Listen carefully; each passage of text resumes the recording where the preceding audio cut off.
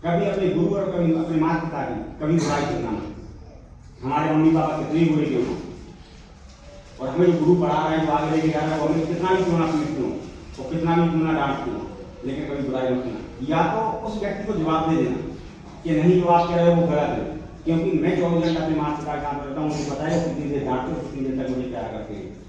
आपको मुझे 1 सेकंड मिले, मेरे पापा मम्मी को आपने 1 मिनट देखा है, लेकिन मैं कितना बड़ा अपने मम्मी पापा के साथ नहीं हूँ, क्योंकि आपके मम्मी पापा से दुनिया में ज़्यादा प्यार कोई भी नहीं कर सकता।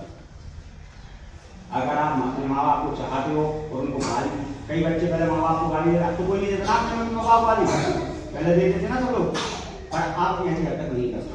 और जितनी चीजें बदल दी आपने ना, आपकी पर्सनालिटी बिना मेहनत के डेवलपमेंट हो जाएगी। दूसरी बात, आप रिश्तेदारी में जाते हो, आपको एक जोड़ी कपड़े हैं, कोई बुराई नहीं है, वो एक जोड़ी कपड़े भी आपके साफ होना चाहिए। हाँ, कहीं भी आप जाते हो तो वो एक जोड़ी कपड़े भी अगर आपके पास है, कभी गरीबी से भगवान से शिकायत नहीं करते कि हम गरीब हैं। तो भगवान से एक बात कहना कि भगवान तेरा धन्यवाद है कि हमारे चारों 2 हाथ 2 पैर 2 आंखें ये बहुत अच्छे हैं, हम देख सकते हैं दुनिया को, किसी की हेल्प कर सकते हैं, हम चल सकते हैं, मंदिर पैदल जा सकते हैं। कई लोग कहते हैं कि पैदल को कोई मंदिर नहीं जा पाते, पर क्या भगवान ने तुम्हें ऐसा किया? नहीं किया ना। तो 3 टाइम का धन्यवाद किया करो, धन्यवाद, तो बहुत बहुत धन्यवाद आपका कि आज की सुबह देख पाए। दोपहर को धन्यवाद किया करो, ये दूसरा बहुत बहुत धन्यवाद कि हमको इतने अच्छे मम्मी पापा, इतने अच्छे गुरु जी। शाम को किया करो तो एक धन्यवाद आपका, सारा दिन बहुत अच्छे से निकला। हमने कभी ऐसा किया है? अगर मान लो मैं आपको एक लंच बॉक्स कर रहा हूँ, आप मुझे क्या बोलते हो? थैंक यू बोलते हो ना। तो जिसने आपको मम्मी पापा दिए, आपको जीवन दिया, क्या उसको कभी थैंक यू बोलते हो? नहीं बोलते। अब बोलने लगे। यही पर्सनालिटी डेवलपमेंट होती है कि जिसका आपको उपकार है और आपने उसका उपकार मान लिया, उसको पर्सनालिटी डेवलपमेंट कहते हैं। आपने बड़ों का सम्मान कर दिया ना, उसको पर्सनालिटी डेवलपमेंट बोलते हैं। इसको नहीं बोलते कि अच्छे कपड़े पहन लिए और आपने एक हाथ से नमस्कार कर दिया। हकीकत में करो, जो भी करो हकीकत में। दूसरी बात, अगर आपकी थाली में एक रोटी है तो कोई मांगने वाला आ जाए ना, तो बिना चिंता करे खुद मुंह में जाना, उसको दे देना। पढ़ने का और शिक्षा का मतलब ये नहीं होता कि आप पढ़ लिख गए हो ना तो अकेले नौकरी करोगे, खुद का भला करोगे। आपको भी तो कोई पढ़ा रहा है ना, आपको भी तो कोई खाना खिलाता है ना, तो आपका धर्म और फर्ज दोनों कहते हैं कि आप भी किसी की हेल्प करो। अगर आपकी थाली में एक रोटी है ना तो वो भी दे दो। और पुण्य का एक पहला कारण होता है कि आपके पास 10 रोटी हो तो मांगने वाला आ जाए, और पुण्य नहीं है। जब आपके पास एक रोटी हो और एक ही रोटी आप किसी को दे दो, वही पुण्य। अगर आपके पास 10 रुपये हो, आप एक मांगो, उसको तो फर्क पड़ता। लेकिन जब आपके पास 1 रुपये हो और मैं आपसे 1 रुपये मांगू और आप बिना सोचे समझे मुझे 1 रुपये दे दो ना, उसकी ही कीमत। इसलिए कभी जो लोग लाख रुपए मंदिर में दान करते हैं ना, तो कभी मत सोचना कि यार ये लाखों रुपए दे रहा है। आपके पास 1 रुपये हो ना, अगर कोई बच्चे को पेन चाहिए ना, 2 रुपये है ना, 2 रुपये का पेन दिला देना, उससे बड़ा पुण्य हो ही नहीं सकता, क्योंकि आपने आपकी परवरिश की। और ईश्वर आपके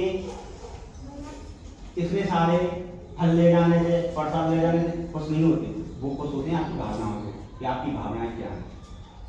इसलिए जब भी मौका मिले ना तो सबसे पहले सेवा करने की आदत डालो। चाहे किसी को पानी पिलाओ, जैसे गर्मी में आ जाए पौधों में पानी डालो, सुबह उठ के कम से कम 20 मिनट तक तो अपने शरीर के लिए दो, दौड़ो, एक्सरसाइज करो, घूमो, जो कर सकते हो वो करो। कम से कम 5 पौधों में पानी डालो।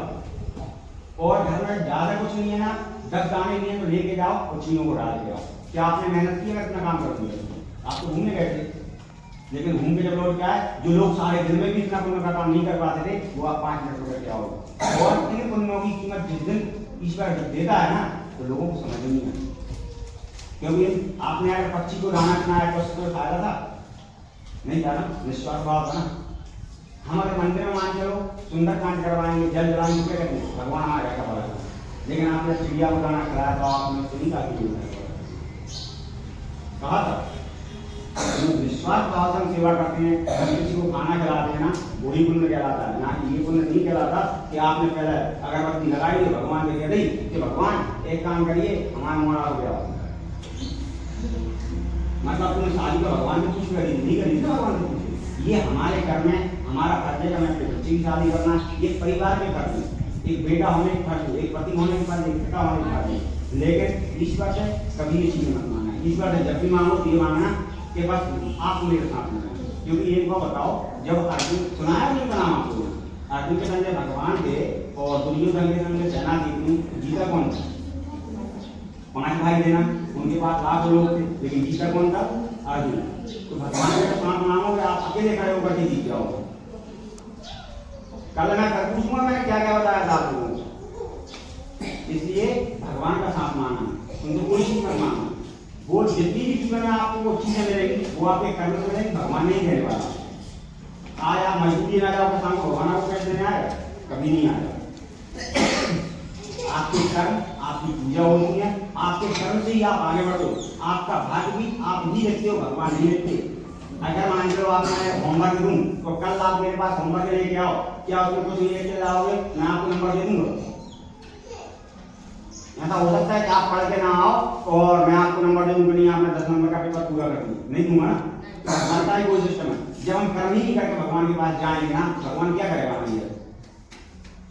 कभी नहीं करता। आप मेहनत करोगे, भगवान आपको साथ देगा। भगवान भी उसी को साथ देता है जो काम करने के लिए तैयार होता है। जो काम नहीं करता ना, याद कहते हैं ना कि पूजा से काम हो जाते हैं। कभी भी कोई भी व्यक्ति पूजा से अकेला आगे नहीं बढ़ सकता। पूजा से ये होता है कि आपका मन पॉजिटिव रहता है, आपके संस्कार चेंज होते हैं, यही हो सकता है। उसकी वजह से आप कर्म करोगे तो कर्म का भगवान फल देगा। इसलिए जीवन में अकेले पूजा करने से कुछ नहीं होता, करना आपको कर्म ही पड़ेगा।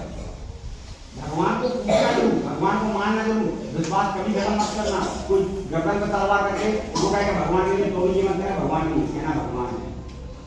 भगवान के कभी विश्वास मत करना। मरते दम तक गरीबी नहीं, रोटी भी ना हो तो भी ये मत कहना भगवान नहीं। लेकिन आप लोगों को कर्म करना पड़ेगा, मेहनत करनी पड़ेगी।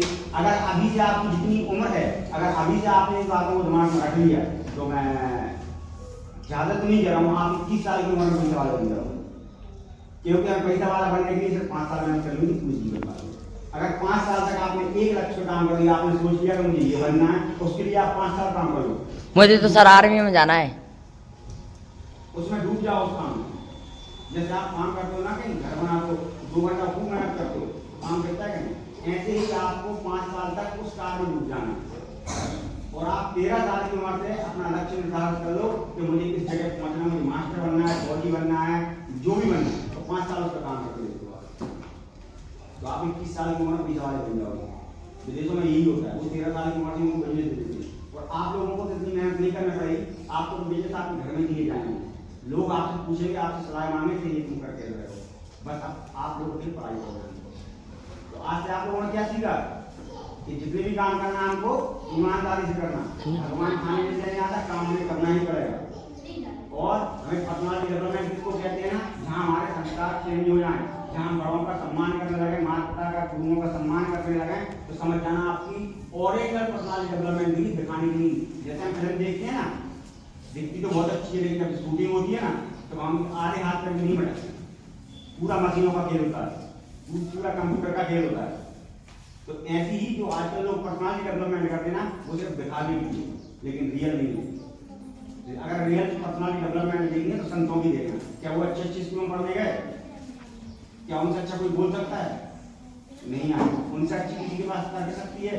तर्क मतलब होता है किसी जवाब दिया, मैं तुमको तुरंत जवाब दूंगा। गलत जवाब नहीं, उसका अर्थ समझा के जवाब देना, उसको कहते हैं तर्क शक्ति। क्या उनसे अच्छी किसी को आती है? नहीं आती।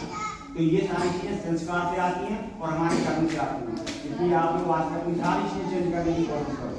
किसको समझ में आया? हाथ खड़े करो। मैं कल आप सब लोगों को पूछूंगा, अगर किसी को नहीं आती तो कल मुझसे दोबारा पूछा कि सर आपने कुछ समझाया था, इसका क्या मतलब? ठीक है?